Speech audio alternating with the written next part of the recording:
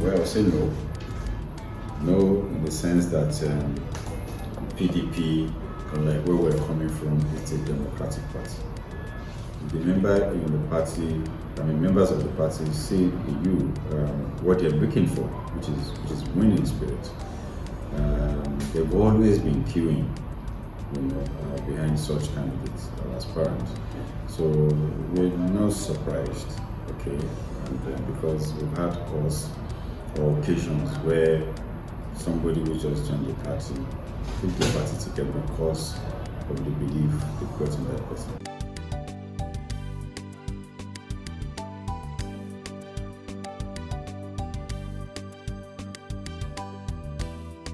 A game of this nature has to do with numbers.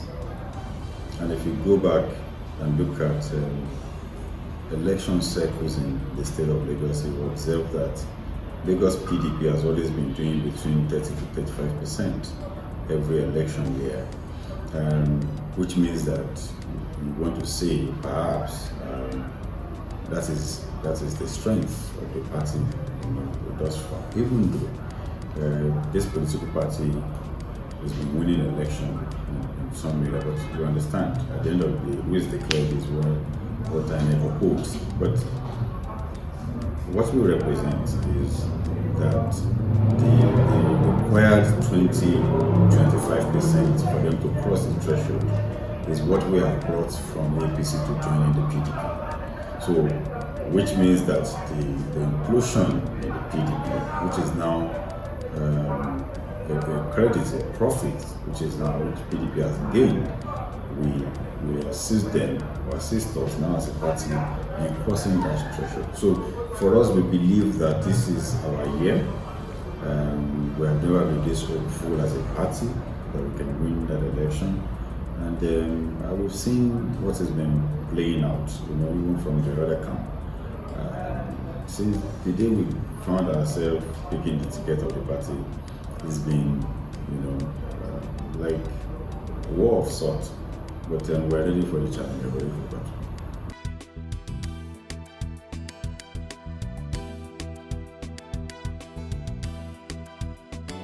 Okay, there's a lot of difference because PDP, it's a party where you have, yes, of course, different tendencies. Who believe that when they go into poll, they also have their own person. And because it's a democratic party, there is bound to be tussle, to be issue in the preliminary year, before the election, maybe while party primaries are ongoing. Unlike APC, where one person blows whistle, everybody follow. You understand? You can't but have such in places where it is allowed for you to compete. You understand? So, and you have something to manage thereafter. But in APC, somebody just say, you are not going, you are going. You are sitting there, you are not doing that. And everybody feels it's okay because of what it is. But PDP, because you know that you can throw your hat into the ring and win. So the competition then becomes tense. Everybody believes that they can get it. But again, there's something for us to manage immediately after election, because there's no how 2-3 people will compete without having upset. So we manage. So the difference between them is, well, one is a total democratic party. The other one is just one person deciding what happened. So, and you have sit down. With some persons that ticket has been taken away from him, they will tell him, I won't be able to do anything. But you don't have that in PDP. Somebody wants to prove a point, somebody wants to say that truly I am the one who is qualified, who can do it and all that.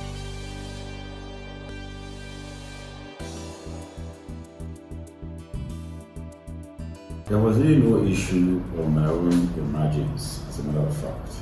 But still, I still went around to see the other contenders, that contested the election with me.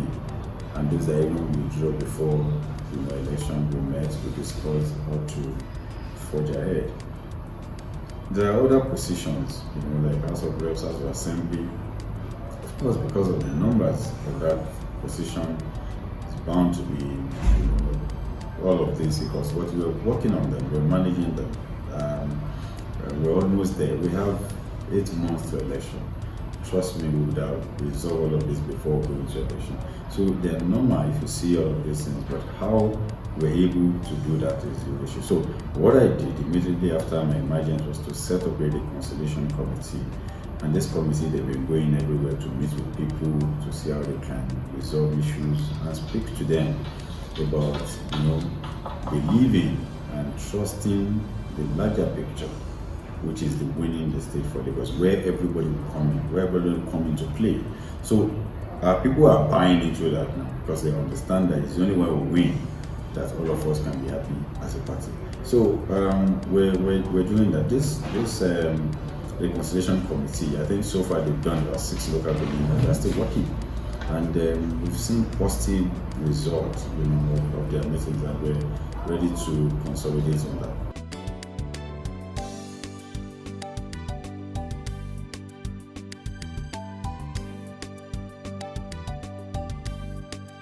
It's just like when I got to Abuja and they said to me that in Lagos there are 5 people that came for the screening. And I said to them, perhaps I want to have 1 per division. We have 5 divisions in Lagos. But that's not the issue. I can only have 1 deputy governor. And I only pick 1. And when I pick 1, everybody will see. And I will announce it publicly. Yes, there are a lot of people out there who have expressed interest. Some are even going to do posters and all of that. But at the end of the day, I'll be the one to announce who the deputy governor, because it's my right, my constitutional right to decide who is my running mate as far as it's. So we're consulting, we're talking to all party stakeholders, leaders, and all of that. We're on it. So the moment we are done, we'll announce.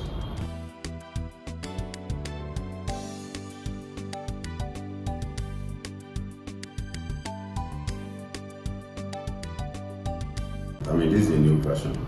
Okay. The is a new one. Okay. We've heard several. Some have said Ibadan, others have said Kwara. The one that said Kwara was because Saraki came here, and they've not mentioned Edo and all of that. You see, I'm from that part of Lagos where we can't even lie about, because we're not many in that community. It's a Riverine community of my both parents. One job, not local government. Irewe and Ishagira. Ishagira is my mom, Irewe is my father. But again, this is politics. We started Lagos for Lagos years back. You understand? And one of the things that Lagos for Lagos probably stand for is to see how we can galvanize the true Lagosians to say, let us wake up. Not that we have anything against Lagosian. We're not saying let us come together on our own and see how we can, wake ourselves up in our own state and be part of what is happening in our own state. So, and it is the season where you see attacks flying up and about. There's a saying that if you want to know whether your mama has gone to do one showcase somewhere, join politics and all that. So as far as that is concerned, it doesn't, but they've tried it over and over again, it's not selling. Why it's not selling is because everybody can trace my source and everybody.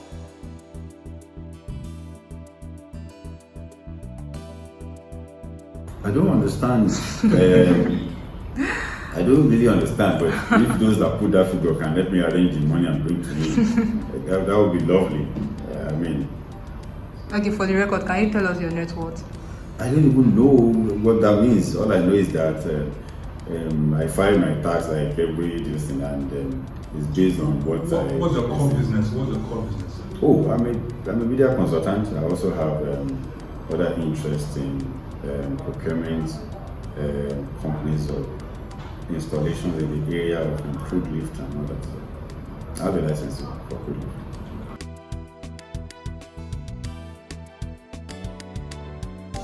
To change the face of governance in the state of Lagos by ensuring we have tech-driven young Lagosians taking position of authority in the state of Lagos, those that are in tune with the 21st century innovations. First, change the face of governance in the state of Lagos. Yeah, but this current government is also doing something like that. Yeah, Well, something similar to that. Yeah. Listen, maybe you don't understand. If we say they are doing something like that, how come we have a government of the day saying that he has issued a permit for a building for 15th floor, and the same government, somebody who is the number 2 position of the state government, name of deputy governor, come in at the same time to say no, what we gave was a 21-story permit, and only for the true state of that to surface on the internet, and it contradicted the position of the deputy governor. Or how do you reconcile the fact that a governor who came in 2020 made a pronouncement, called a press conference to say I am banning Okada in February 2020? You know, the same governor forgot that he has banned that Okada in February 2020, came to re-ban it again in 2022, and you are telling me this phase of governance doesn't need a total change? Like I said, they've been there for over 2 decades, recycling themselves. We need a breath of fresh air. That's what we're speaking to. These guys are tired. Let them just go and do something. I am 44. You know, I'm going to be having a deputy governor that might not even be above my age. Or, you understand?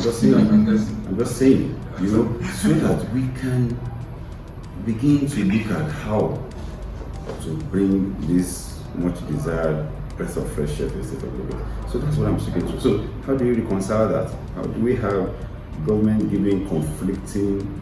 I mean, so you have to, the governor has forgotten that he banned Okada in 2020. The Attorney General of the state has forgotten. The SSC forgotten. That one that is sitting with his with his friends' children now in cabinet in charge of environment has also forgotten. That's they have banned that thing, they will come back to ban it again.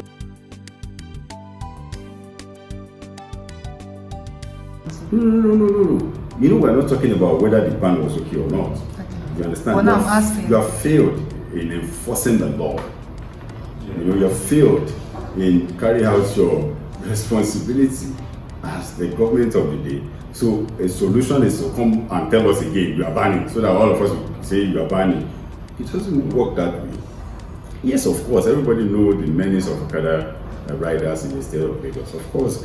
But yes, if they've done something, you know, they've been on the wrong side of the law, what you need to do is to find a way of reprimanding. Where you want to do a total ban, you can as well do a total ban. But don't forget, these people are in your economy. That is a source of income for them. In the process of trying to do a total ban, what other options have you for them? Because you just throw them to just go and eat us up in the economy. They have an association. You have a union that's been collecting money from them. Have you, through the association, to call all of them to say, you know what, give me your data, or let me have your data. How many of you are doing this? What can we do with that? Again, we've had opportunity in the state of Lagos to have sanitized this sector of our economy, but we blew it up because of greed on the part of some people who think they are the owner of Lagos. What was the opportunity? All of us were aware when OP came into our economy and Gokada. These guys came into our economy on their own. Okay, so as a serious government, what you need to do, the moment you have seen that, and you want to find a way of sanitizing that sector of the economy, something has happened. Latch on that. What would I have done differently? I would have called both of them, OP, Gokada. I'll say, gentlemen, okay, you are here, welcome, I'm going to license you. You can even license 2 or 3 more. So the license I'm giving you is for you to operate what we call Okada in the state of Lagos. And by so doing, you now give them no-go areas. So this area, you must not go.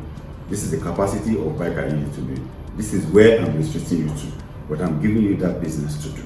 So now, these guys will be the one that will employ whoever want to, get the Okada job, either with his own bike or with their own bike, and they would have done their due diligence. All the aliens you want to sieve off your destiny, they would have assisted you in doing that. Because what you have said to them is that, look, if I found any go-Okada on 3rd Mainland Bridge on the Ikorodu Road, I will not run after that person. I will come after your license. You will see that they will put a track on their bike. The moment it's climbing 3rd Mainland Bridge, it will stop. They will walk. You will see that they will do all sorts to make sure you get it. So you can then use that to do what? To then restrict them to wherever you want to restrict them. You clean up your city center.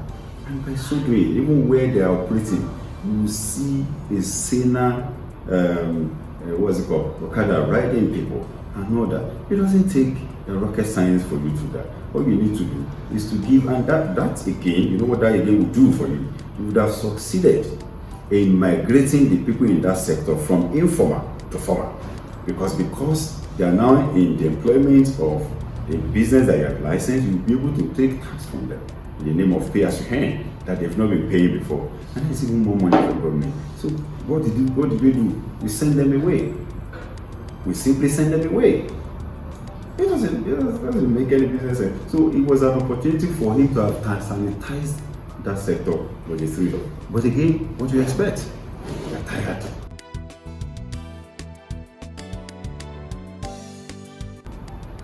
See, there is a law in place.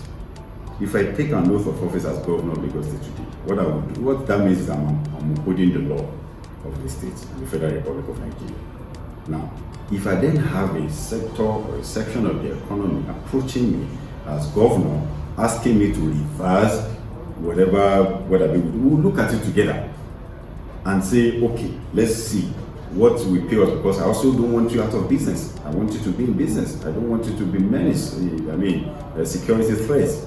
We speak, we include them. So that's why we're running a government that will treat Lagosians to that wealthy status I will talk about, and it has to be tech-driven. We will include everybody.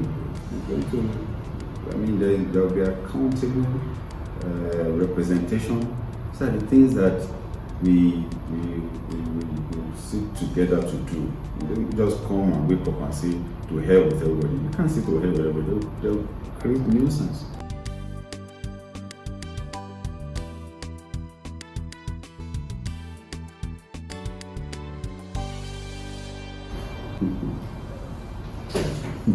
Okay. So because many of the workers, all they have to say is just they didn't complain to me. They wrote letter to you. Of course not, but it's something that everybody knows. Yeah. The form association came to you. Yes, we had things in certain quarters. Nothing like that in my establishment.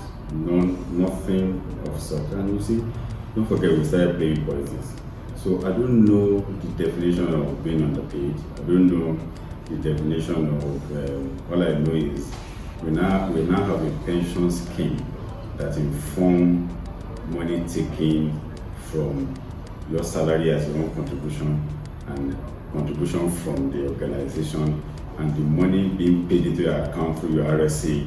You understand? So I don't know about denying somebody of pension if you have that one. So Court TV has not been around for 10 years, so nobody is pensionable yet, and there is no pension that that require an employer to pay you off or to do this when you are going, because now what we have is contributing to your pension. So you can see when people come up with that, you see that there's really nothing in it. And when you use the word underpaid, thank God you are both in the media business. I am sure you are being overpaid in your own premium times. Because I don't really understand. And let me say this, when I started my own career, I worked for 1 year on Lagos television here. 1 year. And I worked every day, Sunday to Sunday, back to back, without salary for 1 year. So how were you surviving? I was a young reporter. I was living with my parents, but I was enjoying what I was doing. Yes, because I was coming from my home. I had somebody who used to live around my access. That person, I would have finished my own job by 6, 7 p.m. That person will stay back to read news at 9 p.m. So I wait for that person to give me a lift on his way home, and he will drop me at my bus stop, and that's how I'll cross to the other side. So the day I missed that person, I was sleeping in the office. I did that for 1 year.